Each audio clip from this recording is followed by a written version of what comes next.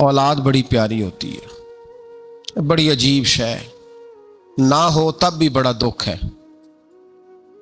और होने के बाद भी इसकी बड़ी आजमाइशें। ये बड़ी एक मीठी चीज़ है। औलाद एक बड़ा अजीब सा मेवा है। पता नहीं ये किस इंजेक्शन का नाम है कि छाती पर चढ़ जाए तो अल्लाह सुकून अता फरमा देता है। पता नहीं किस ठंडी दौलत का नाम रब करीम ने औलाद रखा है। बड़ी प्यारी होती है औलाद। फिर तीसरी चीज इंसान की अपनी जान है, और ये इतनी कीमती शय है कि अल्लाह करीम ने फरमाया कि अगर तेरी गर्दन पे कोई आदमी पिस्तौल रख के, तलवार तेरे गले पे रख के कहे ना कि रब का इनकार कर दे वरना मार दूंगा, तो फरमाया वक्ती तौर पे मेरी जात का इनकार कर पर जान बचा जा। अगर तू मरने के करीब हो गया है और हराम शय खाए बगैर तू बच नहीं सकता, मर जाएगा, तो फरमाया चल तू इस तरह कर, हराम खा के जान बचा। पर जान बचाना फर्ज है, जरूरी है। वतन बड़ा प्यारा, औलाद बड़ी प्यारी, जान बड़ी प्यारी। पर हजरत इब्राहिम से रब करीम ने फरमाया चल इब्राहिम कोई चीज दे, तो कहा या अल्लाह तीनों ही तेरे नाम पे कुर्बान करता हूं, तेरी हुई सारी, हर शय तेरी। हजरत इब्राहिम ने दीन के लिए, आप शहर बाबुल के करीब पैदा हुए थे, वहां से मिस्र आए, मिस्र से फलस्तीन आए और फलस्तीन से आकर के काबा आबाद फरमाया। जिंदगी सफरों में गुजरी। सफर एक तकलीफ वाली चीज है, पर हजरत इब्राहिम ने वतन छोड़ दिया, घर छोड़ दिया। जान बड़ी अजीज होती है। असल में ना जब इंसान जद्दोजहद करता है ना दीन के लिए, तो उसके रास्ते में बड़ी चीजें आती हैं। कभी औलाद, कभी घर, कभी बाहर, कभी हुकूमतें, कभी सियासतें, कभी चुदराहटें, उसके रास्ते में बड़ा कुछ आता है और उसे हर चीज को फेस करना पड़ता है। घर के अंदर भी जंग होती है और घर के बाहर भी लड़ाई होती है। ये आसान है ही नहीं। हम तो खैर हथियार छोड़ के फेंकने वाले लोग हैं, हम भोले भाले लोग हैं। हम कहते हैं मैंने तो कहा था मेहंदी ना करो, पर बेटे नहीं माने, भोले जो हुए। इसी तरह हालांकि अगर वो बेटा कहे ना कि अब्बा जी लाओ जिंदगी में सारा कुछ मेरे नाम करो, तो फिर हम भोले नहीं होते और उस वक्त हम तेज होते हैं, कहते हैं ये कैसे हो सकता है, हाथ काट के दे दूं। उस वक्त नहीं, दीन के मामले में भोले होते हैं। बेटा बद मजहब के पास जा रहा है तो उस वक्त हम भोले भाले हैं, कोई अर्ज नहीं। लेकिन अगर वो अपनी पसंद की शादी करे हमें क्रॉस करके, फिर साथ ही हम तेज हो जाते हैं।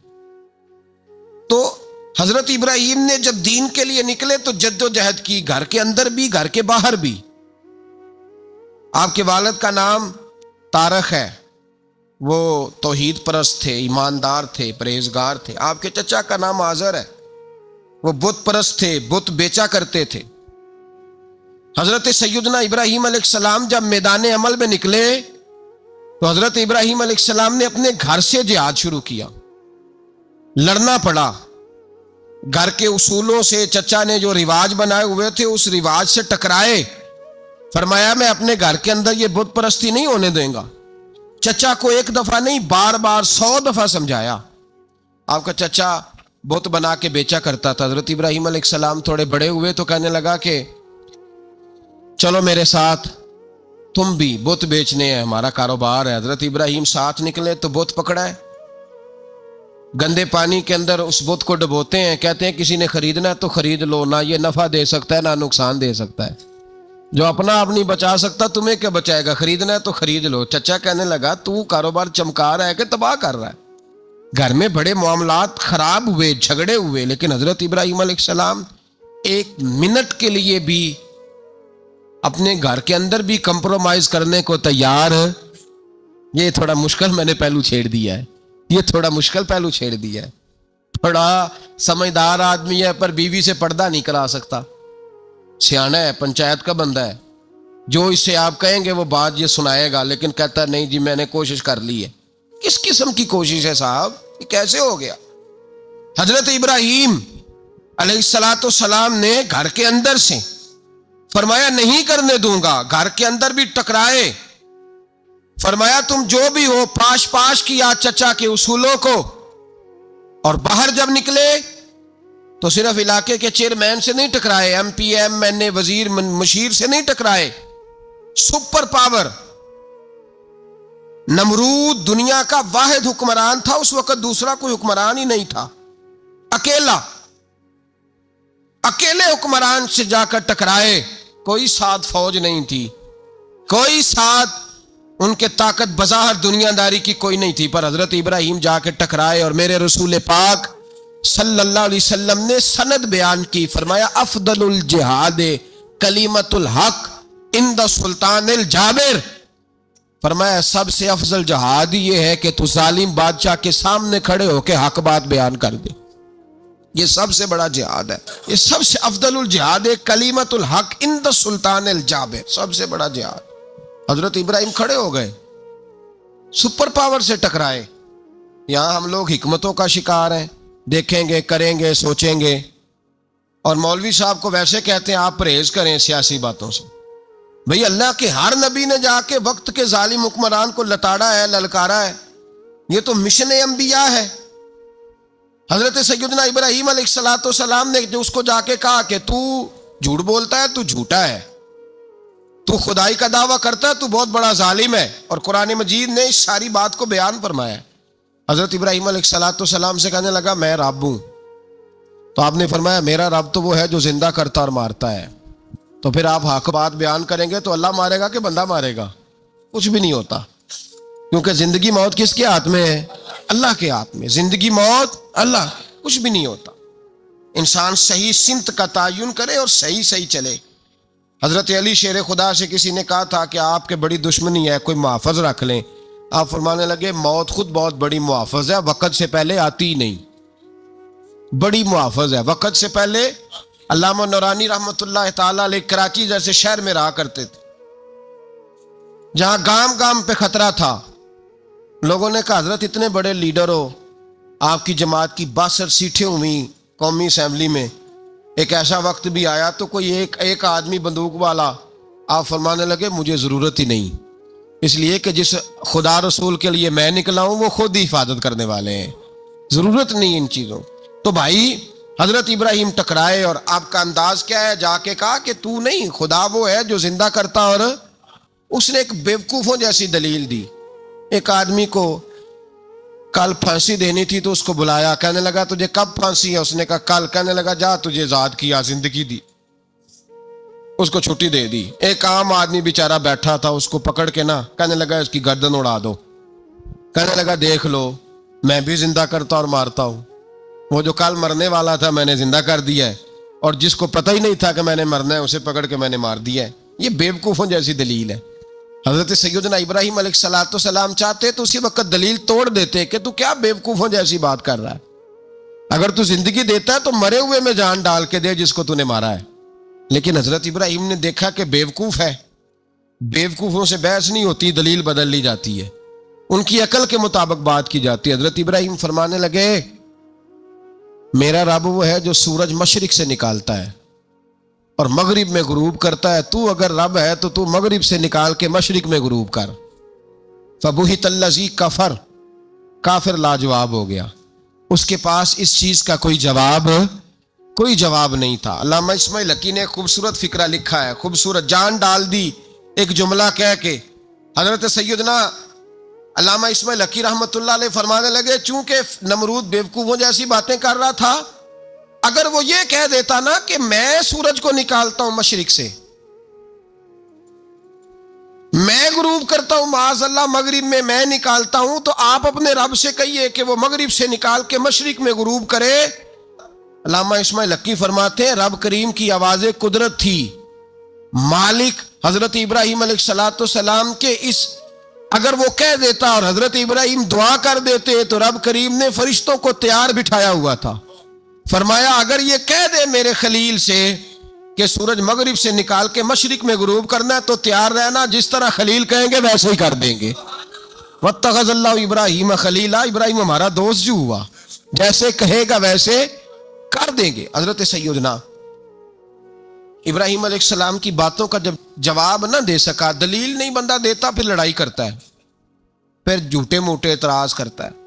دلیل ختم ہوتی ہے تو لوگ ذاتیات پہ اترتے ہیں، کہتے ہیں یہ کھانستا صحیح نہیں، دیکھتا صحیح نہیں، دلیل ختم، اب ذاتیات پہ اترے، کہنے لگے مجھے پتہ چلا ہے کہ یہ فلانی جگہ گیا تھا تو وہاں جا کے اس نے اس طرح کیا ہے.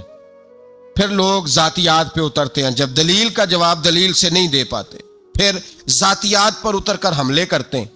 حضرت ابراہیم کے دلائل کا جواب نمرود نہ دے سکا تو کہنے لگا کہ اس کو آگ میں ڈال دو. قوم گئی ہوئی تھی ساری، آپ نے بات سنی ہوئی ہے، میں نے صرف اشارہ دینا ہے، میلے پہ. تو حضرت سیدنا ابراہیم علیہ السلام نے سارے بت توڑ دیے، کلاڑا بڑے بت کی گردن پہ رکھا. واپس آئے، کہنے لگے بت کس نے توڑے ہیں؟ تو فرمایا اس سے پوچھ لو جس کی گردن پہ کلاڑا ہے. کہنے لگے یہ تو بول ہی نہیں سکتا. تو فرمانے لگے بڑے بیوقوف ہو جو بولتا ہی نہیں، سنتا ہی نہیں، اپنا آپ نہیں بچا سکتا، اس کی پوجا کرتے ہو. کہنے لگے پکڑو، دلیلیں ختم ہو گئی، اس کو آگ میں ڈالو. بہت بڑی حویلی 45 فٹ مربع پہ مشتمل ایک حویلی بنائی گئی اور 45 فٹ اونچی. مختلف روایات، علامہ اسماعیل حقی کہتے ہیں کہ 3 مہینے تک نمرود نے کہا کہ اس کے اندر لکڑیاں ڈالو. لوگ پوچھنے لگے کتنی دنیا جلانی ہے؟ کہنے لگا بندہ تو ایک جلانا ہے، پر بندہ بڑا تگڑا ہے، ایک بندہ. 3 مہینے لکڑیاں ڈالی گئیں. اور لوگوں کی جو تہمات ہوتی ہیں نا وہ بڑی عجیب ہوتی ہیں. تہمات میں نے بڑی تفصیل سے رمضان المبارک میں گفتگو کی تھی. بدشگونی، تہمات لوگ لیتے ہیں.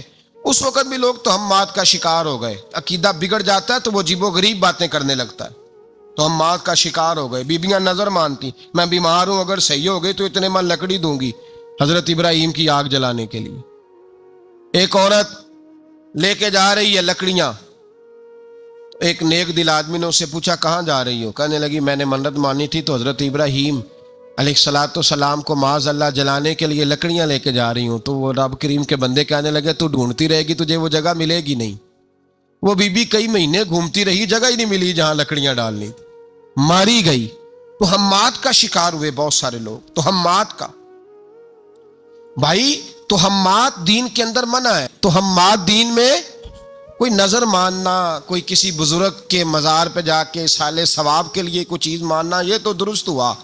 لیکن غیر شرعی نظریں مان لینا کہ میں آگ کے گرد چکر لگاؤں گا، میں جناب وہاں جا کے یہ والا تماشا کروں گا، میں دھاگا باندھوں گا، میں رسا کاٹوں گا، میں وہاں گندے اور سے پانی پیوں گا، ان کی شریعت اجازت؟ یہ تہمات ہیں، بدشگونی ہے. دین میں ان کی کوئی گنجائش؟ آپ نظر ماننے سے پہلے بھی کسی عالم سے رابطہ کریں کہ میں منت مانگنے لگاؤں تو کیسے ماننی چاہیے کا طریقہ پوچھیں. ایسے ہی غلط چیز کی منت تھوڑی مان لی جائے گی. بہرحال آمدام برسرے مطلب حضرت ابراہیم کے لیے آگ جلائی گئی. 45 فٹ اونچی آگ ہے، پرندہ بھی اوپر سے گزرتا ہے تو نیچے گر جاتا ہے جل کے. اتنے دن لگا کے آگ جلائی گئی. اب حضرت ابراہیم کو جلایا جانے لگا ہے. یہاں تو موجیں ہے نا، جو کسی ادارے کا سربراہ ہے اس کے لیے موج ہے، کسی جگہ آفیسر بن گیا تو موج ہے، پیر صاحب کے لیے موج ہے، علامہ صاحب کے لیے موج ہے، خطیب صاحب کے لیے موج ہے. جلنا کس کو پڑتا ہے؟ بحال ہی کوئی نہیں رہا الا ماشاء اللہ. وہ لوگ گزر گئے جو تکلیفیں سہ کے کام کرتے تھے، گزر گیا زمانہ. حضرت سیدنا ابراہیم علیہ السلام کو جلایا جانے لگا ہے تو اب اتنی بڑی آگ ہے تو ڈالیں کیسے؟ شیطان نے تجویز دی کہ منجنیق بناؤ. منجنیق، بڑے بڑے بانس باندھ کے ان کے نیچے رسا باندھو.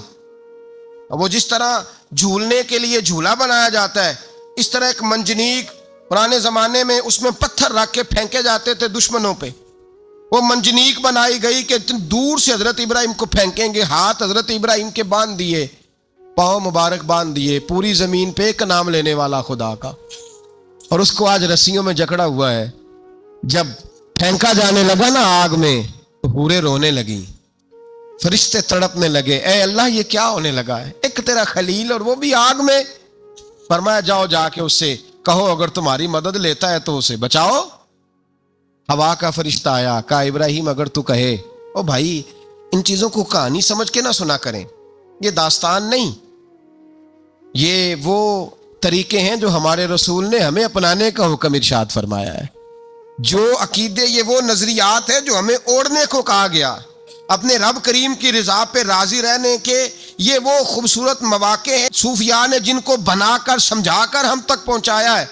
یہ ہے اہل طریقت کی باتیں. وہ کہتے ہیں یار جس حال میں رکھے راضی رہنا ہے. حضرت ابراہیم علیہ السلام کو پھینکا جا رہا ہے. فرشتہ آیا, اے اللہ کے خلیل اگر حکم دو تو اتنی ہوا چلاؤں کہ نمرودی جل جائے سارے, آگ ان پہ پھینک دی جائے. آپ نے فرمایا تو جا, تجھ سے مجھے کوئی کام نہیں. تھوڑی دیر کے بعد پانی کا فرشتہ آیا, کہا حضور اتنی بارش برساؤں گا کہ آگ بجھ جائے گی. فرمایا تو جا, تجھ سے کوئی کام نہیں. اب جب منجنیق میں رکھ دیے گئے, آگ میں جانے کا لمحہ ہے, تیاری ہے, حضرت جبریل امین حاضر خدمت ہوئے. کہا ابراہیم کوئی حاجت؟ فرمایا تجھ سے کوئی نہیں. کہا چلو مجھ سے نہیں تو رب کریم سے ہی بات کر لو, مجھے پتا ہے میں چھوٹا ہوں, آپ مجھ سے مدد کیوں لوگے, رب کریم سے ہی بات کر لیں. تو حضرت ابراہیم کہنے لگے جبریل یہ بتا, رب کو نہیں پتا اس کا خلیل کس حال میں ہے؟ اسے نہیں پتا میں کس حال میں ہوں, میرے ہاتھ بندھے ہیں, پیر بندھے ہیں آگ میں, اسے نہیں پتا. بتایا تو اسے جاتا ہے جس سے خبر نہ ہو. تو اگر اسے پتا ہے تو اگر وہ جلانے پہ راضی ہے تو میں بھی جلنے کو تیار ہوں, میں تیار ہوں, میں تیار ہوں. اسے کہو ٹھیک ہے. حضرت سیدنا ابراہیم علیہ السلام کو منجنیق میں ڈال کے جو پھینکا آگ میں, یا نار کونی بردم و سلاما علی ابراہیم, اللہ نے فرمایا اے آگ میرے ابراہیم پہ ٹھنڈی بھی ہو جا اور سلامتی والی بھی ہو جا. حضرت ابراہیم کو دو فرشتوں نے بٹھا دیا زمین پہ. پھول کھلے ہیں, کونپلیں مہک رہی ہیں, کلیاں خوشبو دے رہی ہیں. حضرت ابراہیم نے سر سجدے میں رکھ دیا, سبحان اللہ والحمد للہ ولا الہ الا اللہ واللہ اکبر. حضرت ابراہیم اللہ کی تسبیح پڑھنے لگے, رب کریم کا شکر بجا لانے لگے. نکلے وہاں سے, کچھ دن گزر گئے, نکلے, حکم ہو گیا ابراہیم علاقہ چھوڑ دو. حضرت ابراہیم علیہ السلام وہاں سے نکل کے مصر آئے, چچا کے پاس ٹھہرے. انہوں نے اپنی بیٹی جناب سارہ کا نکاح کر دیا. کچھ آگے بڑھے تو ایک ظالم بادشاہ سے ٹکرائے. اس نے ایک شہزادی, ایک بادشاہ کی بیٹی قید کی ہوئی تھی, جناب ہاجرہ نام تھا. ان کو قید سے چھڑا کے ساتھ لائے. حضرت لوط علیہ السلام بھی ساتھ. یہ 4 لوگوں کا قافلہ چلا, فلسطین میں جا کے پڑاؤ ڈالا, گھر بار چھوڑا, تبلیغ شروع ہوئی. حضرت ابراہیم کے گھر میں 2 خواتین ہیں, ایک آپ کی بیوی ہیں, ایک حضرت ہاجرہ ہیں. اولاد کوئی نہیں, بڑا میوہ میٹھا. گھر وہی آباد ہوتا ہے جس میں بچے روتے ہیں, گھر ہوتا ہی وہ ہے جس میں بچوں کی چنچناہٹ ہوتی ہے, بھن بھناہٹ ہوتی ہے. حضرت ابراہیم نے ایک بچہ روتے ہوئے دیکھا تو آنکھوں میں آنسو آئے, کہنے لگے ربی حب لی من الصالحین, یا اللہ مجھے بھی نیک اولاد عطا کر دے. حضرت سارہ نے سن لیا, کہنے لگی ابراہیم شاید میرے بطن سے تو آپ کو نصیب نہیں, ہاجرہ سے نکاح کر لو. جناب ہاجرہ سے نکاح ہوا. اللہ تو بڑا بے نیاز ہے, رب کریم نے حضرت اسماعیل جیسا خوبصورت بیٹا عطا فرمایا. بیٹا کالا سیاہ بھی ہو تو سینے کی ٹھنڈک ہوتا ہے, پر یہ تو وہ بیٹا ہے جس کی پیشانی میں نور محمدی چمکتا ہے صلی اللہ علیہ وسلم. حضرت سیدنا اسماعیل علیہ اتنے خوبصورت. اب جس بیوی کے ہاں بیٹا تھا, بیٹھنا اٹھنا بھی زیادہ اس کے پاس, آنا جانا بھی اس کے پاس, توجہ ادھر ہو گئی. جناب سارہ رشک کرنے لگی. ایک دن کہنے لگی اسے چھوڑ آ جنگل میں, وادی غیر ذی زرع, مکے کے پاس. بھائی ایک بیٹا عالم دین بنا لو. کہنے لگا روٹی کہاں سے کھائے گا؟ تیرے 5 بیٹے ہیں, کو حافظ قرآن بنا, کہتے روٹی کہاں سے کھائے گا؟ وہ بچہ بھی کہتا ہے میں کہاں سے کھاؤں گا. حضرت ابراہیم علیہ السلام تو چند مہینے کا بچہ چھوڑ آئے, تو کہاں سے روٹی کھائی حضرت اسماعیل نے؟ کہاں سے کھائی ان کی اماں نے روٹی؟ کہ مر جاتے ہیں یہ سارے. میں بڑی ذمہ داری سے کہا کرتا ہوں کہ جتنی خوبصورت روٹی اللہ کریم دین کے خادموں کو عطا کرتا ہے شاید کسی اور کے نصیب ہوتی ہو, لیکن ہم لوگ توجہ ہی نہیں کر رہے, ہمارا ذوق ہی نہیں بن رہا, ہم یہ محنت ہی نہیں کر رہے کہ قوم کو مستند علماء کی ضرورت ہے, علاقوں کے علاقے خالی ہیں, ادھر ہمارا مزاج ہی نہیں بن رہا, توجہ ہی نہیں دین کی خاطر. اور پھر چلے بچے تو بعد کی بات ہے نا, جو ابھی خود جوان ہے وہ بھی یہ دعا. ایک صاحب مجھے کہنے لگے میں دعا مانگ رہا ہوں اللہ مجھے بیٹا دے تو میں اسے دین پہ لگاؤں گا. تو میں نے کہا آپ بھی بوڑھے نہیں ہوئے, آپ خود ہی لگ جائیں, بیٹا تو ابھی آئے گا تو لگے گا نا. تو آپ تو اس وقت ہے تو آپ تو پہلے لگے نا صاحب, 2 گھنٹے تو نکال کے آئے, دین سیکھنے کو کافی ہے. آپ اتنی لمبی سوچ رہے ہیں کہ بچہ آئے گا تو وہ بڑا ہوگا تو وہ جائے گا تو دیکھی جائے گی, ابھی تو آپ ہیں تو آپ تو آؤ. حضرت ابراہیم نے بچہ وہاں چھوڑا. یہاں سے جو عمرہ کرنے لوگ جاتے ہیں نا, جو حج کرنے جاتے ہیں, ان کو پتا ہے کہ وہاں دنیا کی ہر نعمت ملتی ہے، پھر بھی ڈبل ٹرپل پیسے لوگ جیبوں میں ڈال کے جاتے ہیں۔ حضرت ابراہیم جب وہاں لے کے گئے تو کوئی انسان نہیں تھا، پانی کا قطرہ نہیں تھا، 2 کلو کھجوریں، ایک مشکیزہ، بیوی کو تھمایا۔ ہمارے گھر میں ہزاروں چیزیں پڑی ہیں، لیکن وہ جو توکل ہے نا وہ ختم ہو گیا ہے۔ اللہ دے گا، حلال حلال پہ قناعت کرے، جائز جائز پہ بھروسہ کرے، رب کریم عطا کرنے والا ہے، وہ مزاج ختم ہو گیا۔ حضرت سیدنا ابراہیم علیہ السلام 2 کلو کھجوریں، ایک مشکیزہ پانی کا دے کر کے، اور وہاں بٹھایا آپ نے اپنے بچے کو اور اپنی زوجہ جناب ہاجرہ کو، اور بٹھا کر کے یہ واپس پلٹنے لگے تو حضرت ہاجرہ سلام اللہ علیہ نے آواز دی، کہا ابراہیم کس کے سہارے پہ چھوڑ کے جا رہے ہو؟ جہاں آب زمزم کا کنواں ہے نا، جو لوگ گئے ہیں انہوں نے صفا مروہ کی صحیح کی ہے، صفا مروہ سے باہر نکلے نا، سرکار کی ولادت کا مقام ہے، اس جگہ پہ آب زمزم کا کنواں تھا، وہاں حضرت سیدنا ہاجرہ کو بٹھایا، کوئی چیز نہیں، کوئی درخت نہیں، کوئی کھیت نہیں، کوئی پانی نہیں، کوئی کنواں نہیں، وہاں بٹھایا اور بٹھا کر کے نکلنے لگے تو جناب ہاجرہ فرمانے لگی ابراہیم کس کے سہارے پہ چھوڑ کے جا رہے ہو؟ کہنے لگے اللہ کے سہارے پہ۔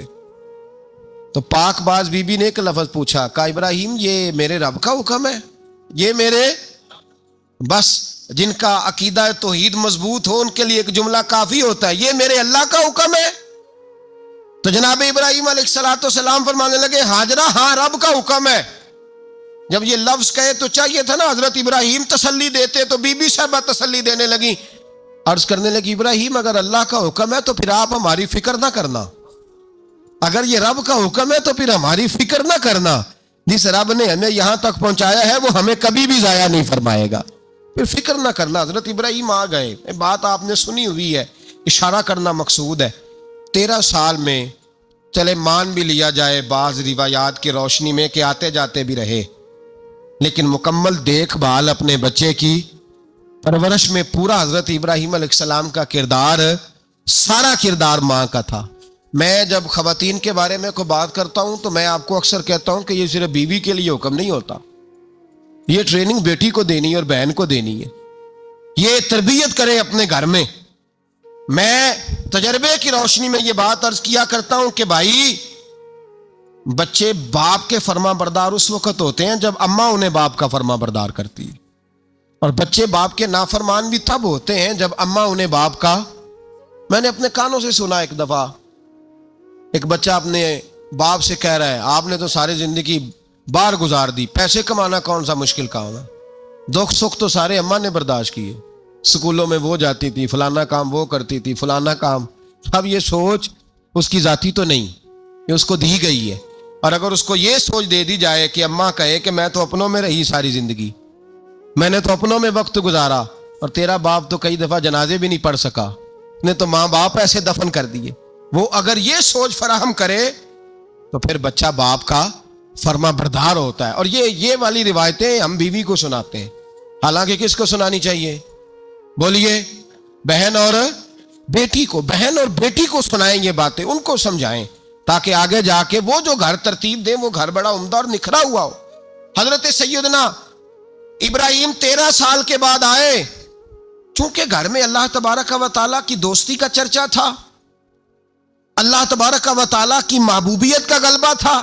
13 سال کے بعد فلما بالغ معہ سعیا، بیٹا جب اتنا بڑا ہوا کہ سال چلنے لگا تو حضرت ابراہیم نے اپنے بیٹے کو بلا کے کہا بیٹا مجھے خواب آئی ہے، میں تجھے ذبح کر رہا ہوں، تیری کیا رضا ہے؟ تو حضرت اسماعیل کہنے لگے یا ابت افعل ما تؤمر، ابا جی اللہ جیسے حکم دیتا ہے میرے ساتھ ویسے ہی کریں، جیسے اللہ حکم دیتا ہے ویسے ہی، بولیے، ویسے ہی کریں۔ حضرت ہاجرہ کو کہا کہ ایک دوست نے دعوت کی ہے تو وہاں جا رہے ہیں، بی بی مطمئن ہے، تفصیلات کی ضرورت نہیں، ختم بات، اعتبار ہے، مطمئن ہو گئی۔ شیطان پیچھے سے آیا اماں کے پاس، ذرا تھوڑی دیر کے لیے تصور جمائیے، یہاں تو پڑوسن آ کے کوئی بات بتا دیتی ہے خاوند کے بارے میں تو کئی مہینے جھگڑا جاری رہتا ہے، پڑوسن محلے دار۔ شیطان نے آ کے بتایا لفظ کیا ہے؟ کہا حاجرہ تمہیں پتا ہے کہاں جا رہے ہیں؟ کہا دوست کی دعوت میں۔ تو کہنے لگے دوست کون ہے؟ رب کریم۔ اور ابراہیم کا خیال ہے کہ اس رب نے مجھے حکم دیا ہے کہ میں ذبح کروں. تو حضرت ہاجرہ کہنے لگی کبھی باپ بھی بیٹا ذبح کرتے ہیں؟ شیطان کہنے لگا ان کا خیال ہے کہ ان کے رب نے حکم دیا ہے. جناب ہاجرہ فرمانے لگی اگر رب نے حکم دیا تو پھر تو مجھے شیطان لگتا ہے، تو مجھے شیطان لگتا ہے. کا کیا مطلب؟ فرمانے لگی اگر رب کریم کا حکم ہے تو میرے پاس ایک اسماعیل ہے، اگر 1000 بھی ہوتے میں سارے اللہ کے راستے میں پیش کر دیتا، دے دیتی. مالک کا ہی تو ہے سارا کچھ، اسی کا ہے، اس میں لیت اللہ کی کیا گنجائش. حضرت سیدنا ابراہیم علیہ السلام نے بیٹے کے حلق پہ چھری رکھ بھی دی اور چھری چلا بھی دی، رکھ بھی دی. اور وہ تو اللہ کریم نے فرمایا یا ابراہیم قد صدقت الرؤیا، ابراہیم تو نے خواب سچا کر دکھایا، وہ قیامت تک تیرا نام رہے گا. حضرت ابراہیم نے وطن بھی دیا، جان بھی دی، بیٹا بھی. اللہ کریم نے دمبے دیے، فرمایا یہ فدیہ ہے. اب یہ قربانی قیامت تک حضرت ابراہیم کے طریقے کے مطابق جاری ہے. حضرت ابراہیم بہت بڑے مہمان نواز تھے، بہت بڑے. آپ جب مصر میں قیام تھا تو بڑے بڑے لمبے چوڑے لنگر پکتے تھے، لوگ آیا جایا کرتے تھے، بڑا تفصیل کے ساتھ کھانا ہوتا تھا. مہمان نوازی آپ کی خاص صفت مبارکہ ہے. ہمارے ہاں بھی مہمان نوازی ہوتی ہے امیروں کی، بلکہ اب تو مہمان نوازی اس طرح کی ہے کہ کل تیری میرے پاس دعوت ہے اور پرسوں میری تیرے پاس ہے. وہی امیروں میں وہ چکر رہتا ہے، پارٹیاں دوست ایک دوسرے کو ڈالتے ہیں، تیری طرف پارٹی تیری طرف. اور اسی انداز میں اب یہ عید آئے گی نا، ٹکا پارٹیاں ہوں گی جگہ جگہ. اور لوگ سوال پوچھنے لگے ابھی سے، کہتے ہیں قربانی کا کتنا گوشت گھر رکھنا جائز ہے؟ قربانی کا کتنا گوشت گھر رکھنا جائز ہے؟ سارا ہی جی. اس لیے فریزر لے لے، فریج سے نہیں کام چلے گا. سارا ہی جہاز گھر رکھنا سارا ہی جائز ہے، رکھ لیں. او خدا کے بندے، قربانی وہ بندہ دیتا ہے جو سارا سال ہی گوشت کھاتا ہے. صحیح کہہ رہا ہوں؟ قربانی صاحب نصاب صاحب استطاعت بندہ دیتا ہے نا، تو وہ سارا سال ہی گوشت، تو سارا گھر میں رکھنا بھی جائز ہے، لیکن سارا دے دینا بھی. تو جو آ رہی ہے اس پہ کیوں توجہ کرتے ہو؟ جو دوسرا جائز ہے اس پہ کیوں نہیں عمل کرتے؟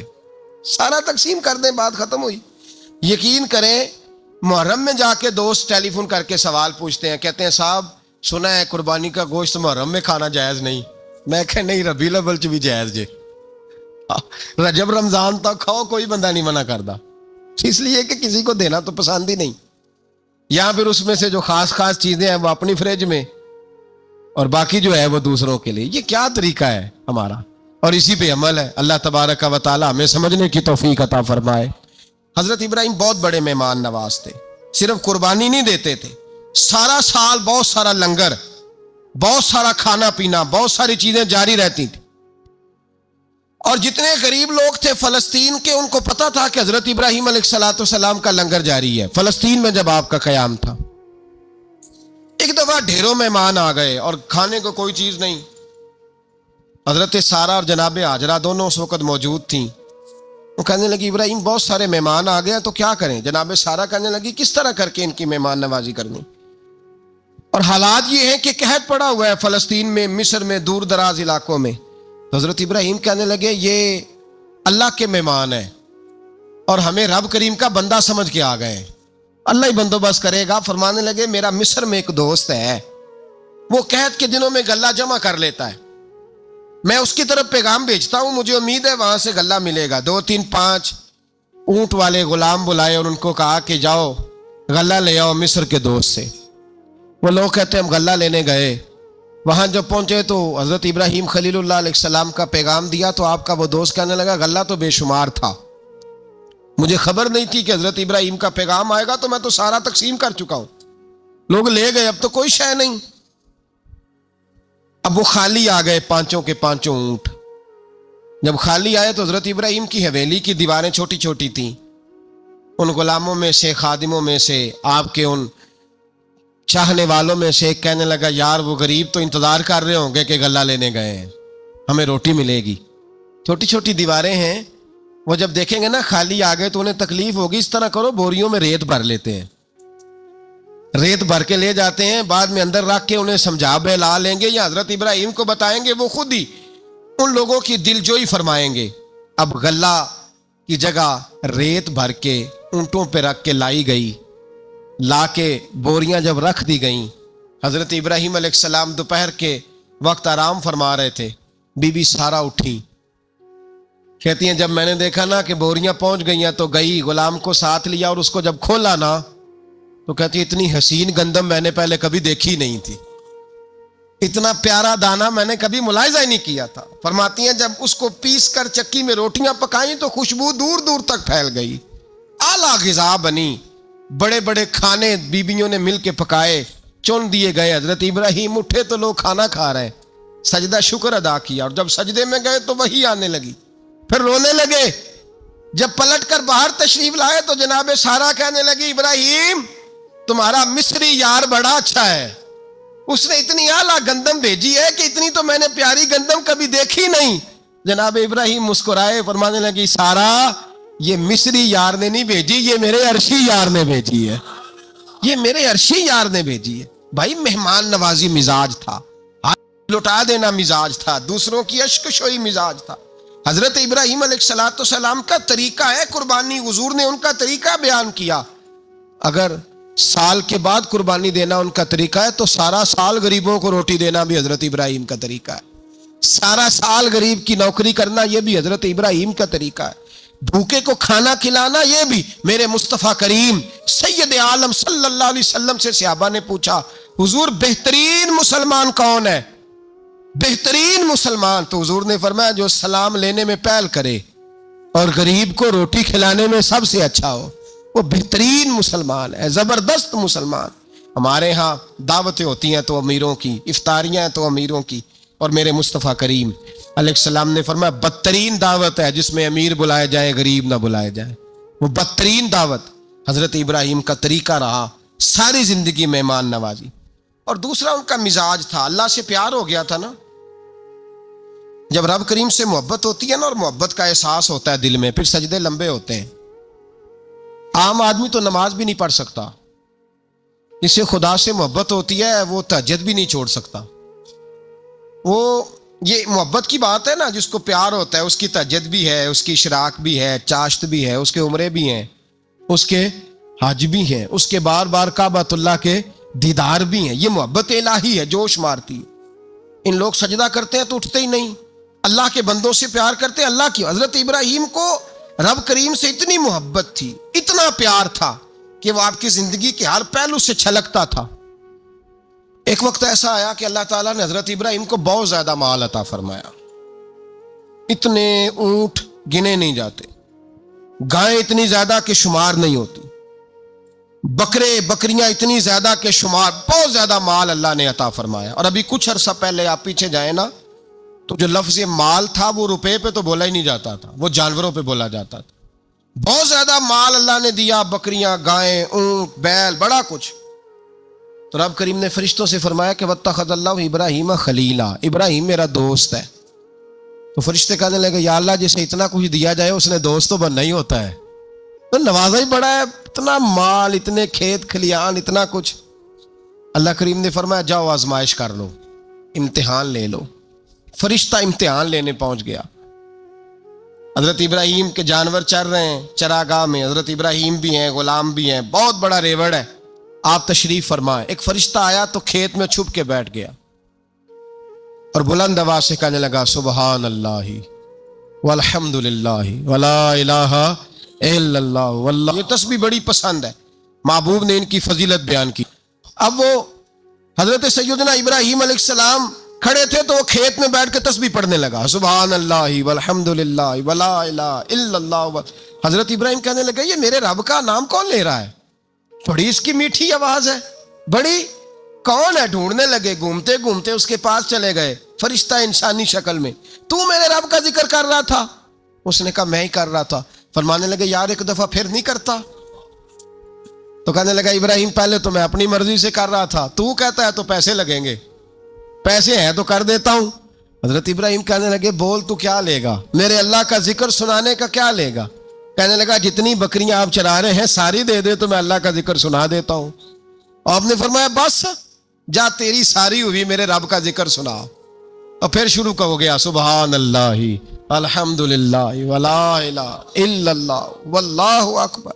حضرت ابراہیم علیہ السلام کیف میں یار پھر ذرا سنا، نا علما وچ پھسا سانو، تو یار دی گل سنا سانو، ذرا دوبارہ سنا۔ پھر سنایا، ایک دفعہ پھر کہا۔ فرشتہ کہنے لگا بس جی آپ کے پیسے پورے ہو گئے۔ حضرت ابراہیم کہنے لگے چل ایک دفعہ اور سنا۔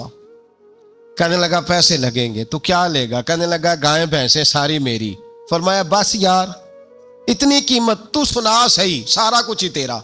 پھر شروع ہو گیا سبحان اللہ والحمدللہ ولا الہ الا اللہ واللہ اکبر۔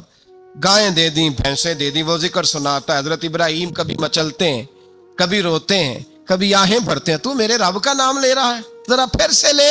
کیف جاری ہے۔ کہنے لگا بس بھائی۔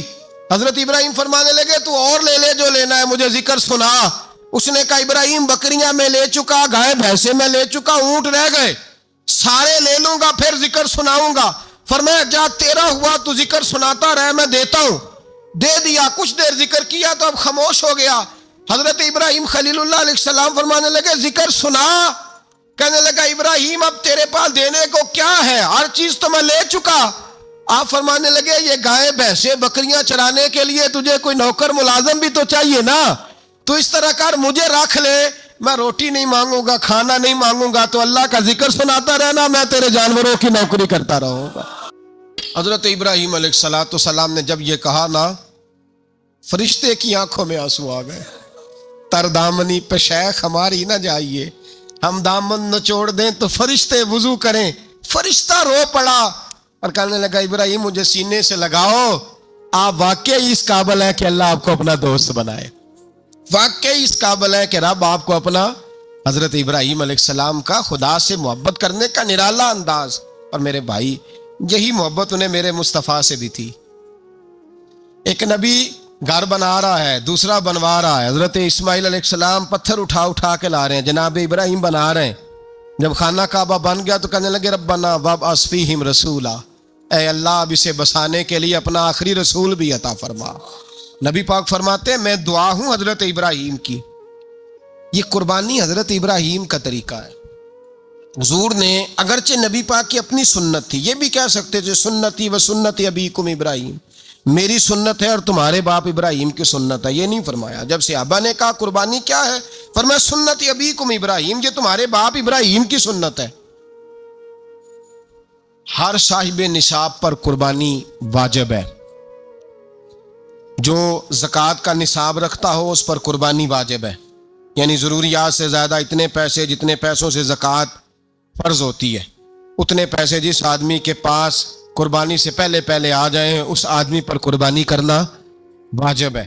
بکرا، چھترا، دمبا 1 سال کا یا دمبا 6 مہینے کا ہو پر اتنا بڑا محسوس ہوتا ہو کہ لگے 1 سال کا ہے، اس کی قربانی ہو سکتی ہے۔ جانور میں کوئی عیب نہیں ہونا چاہیے، اتنا کمزور نہ ہو کہ ذبح جہاں اسے کرنا ہے وہاں وہ چل کے جا نہ سکے، اتنا کمزور جانور نہ ہو، اس کے اندر بظاہر کوئی اتنا بڑا نقص نہ پایا جاتا ہو، کانا نہ ہو، لنگڑا نہ ہو، کوئی اس کی ہاتھ نہ کٹے ہوئے ہوں، ایسا نقص جو واضح ہو۔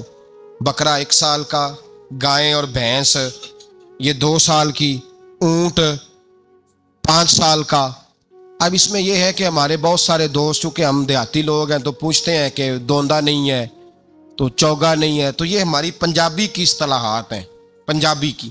شریعت اسلامیہ نے سال بتائے ہیں، یہ تو ہم نے اپنی آسانی کے لیے، یا دیہاتوں میں جو ماحول تھا اس طرح کا جانور لیں، خوبصورت جانور لیں۔ جو نصاب ہے وہ بھی میں نے آپ کو بتایا، لیکن ایک اور پہلو بھی ہے، نبی پاک صلی اللہ علیہ وسلم پہ زکوٰۃ کبھی فرض نہیں ہوئی، کبھی حضور پہ زکوٰۃ فرض نہیں ہوئی۔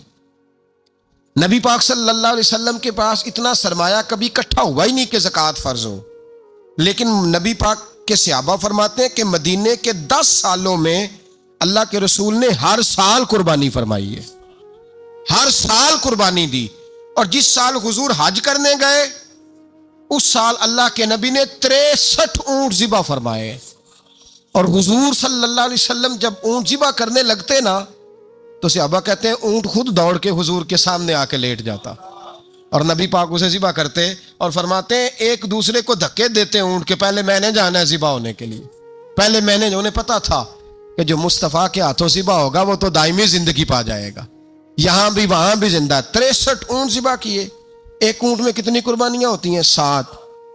اب 63 کو 7 سے ضرب دو گے تو کتنی بنے گی؟ اور پھر نبی پاک صلی اللہ علیہ وسلم نے 10 سال مدینہ منورہ میں قربانی دی، ہر سال۔ اب وہ 63 اونٹ، ایک اونٹ میں 7 قربانیاں، ہر سال یہاں قربانی، اور مولا علی شیر خدا فرماتے ہیں نبی پاک 2 قربانیاں دیتے۔ میں نے کہا حضور 2 جانور ذبح کر رہے ہیں آپ، تو حضور نے فرمایا ایک میری طرف سے، ایک میری امت کی طرف سے، غریبوں کی طرف سے۔ اور حضرت علی کو حضور نے وصیت فرمائی تو 2 دیا کرے گا۔ یا رسول اللہ صلی اللہ علیہ وسلم میں غلام ہوں، خادم ہوں۔ حضور نے فرمایا علی ایک تو نے اپنی دینی ہے، ایک میری طرف سے دینی ہے۔ 2 قربانیاں۔ مولا علی نے بھی ساری زندگی 2 قربانیاں دی۔ حضرت علی بھی مال کے نصاب نہیں تھے، اپنا مکان ہی نہیں تھا، کوئی کاروبار نہیں تھا، کئی دن فاقے رہتے تھے، پر قربانیاں کتنی دیتے تھے؟ 2۔ ہمارے پاس ویسے اگر سسرال میں، میکے میں، کزنوں میں کچھ شادی ہو جائے تو 50-60 ہزار کا خرچہ برابر ہے، وہ پکا ہے۔ اور قربانی کی باری غریب ہو گئے، سارے غریب ہو گئے، کہتے نہیں یہاں مشکل ہے۔ او خدا کے بندے، اللہ کے ساتھ تجارت کر، اس کے رستے میں 1 دے گا، رب تجھے 70 گنا اضافہ کے ساتھ عطا فرمائے گا۔ قربانی مال کے نصاب پہ ہے۔ کوشش کیا کریں کہ اللہ کے رستے میں جب دینا ہو پھر لیت اللہ سے بچیں، خوبصورت جانور لائیں جن کو اللہ نے توفیق دی ہے، ان کے لیے نصیحت ہے جن کو اللہ نے توفیق دی۔ میں نے اپنے حضرت صاحب کو دیکھا ہے، وہ کہتے تھے کئی جانور اللہ نے بڑا نوازا ہے، کہتے ایک میرا ہے، ایک میرے ماں کا، ایک میرے باپ کا ہے، ایک میرے فلاں استاد صاحب کا، ایک میرے پیر صاحب کا ہے۔ یہ جانور غوث اعظم جیلانی کا نام کا دے رہا ہوں۔ اور پھر ایک بڑا خوبصورت جانور بندھا ہوتا اور حضرت خود ان کو چارہ ڈال رہے ہوتے، تو حضور یہ کیا ہے؟ فرمانے لگے یہ میں رسول اللہ کے نام پہ قربان کروں گا، یہ نبی پاک کے نام پر قربان کیا جائے گا۔ جن کو اللہ نے حیثیت دی ہے وہ کوشش کریں اپنے محبوب کی طرف سے بھی قربانی کریں، نبی پاک کے نام کی قربانی دے، خوبصورت سا جانور پیارا، پھر اس کی خدمت ہو، پھر اس کی قربانی دی جائے اور نبی پاک کے نام پر قربانی دی جائے۔ حضور نے خود وصیت فرمائی حضرت ابو بکر صدیق کو، قربانی بڑا حسین عمل ہے، اور میرے نبی پاک صلی اللہ علیہ وسلم نے ناراضگی بھی فرمائی، ذرا خوگر حمد سے تھوڑا سا گلا بھی سن لے۔